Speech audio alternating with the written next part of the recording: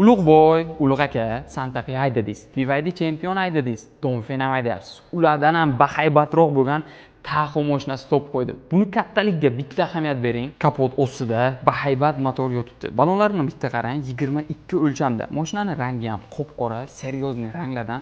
Yurganiga keladigan bo'lsak, 29000 kilometr yurgan. Mashinaning yili esa 2024-yil. Bagajni ochilishiga bitta ahamiyat bering. Knopkani 2 marta bosasiz, bagaj shunday ochilib beradi. Buni orqasidagi katta joyga ham bitta ahamiyat berasiz. Bu yerda ikki tomonda kolonka, subwoofer yotibdi. Bu yerda knopkalari ham bor. Stelikni pastga tushirib, ko'tarib.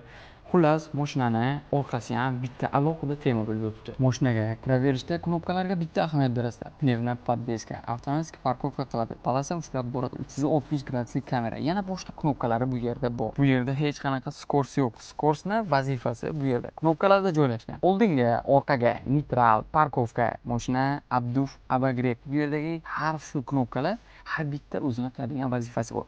Katta barni bitta qaranglar. Juda ham katta bar turibdi bu yerda.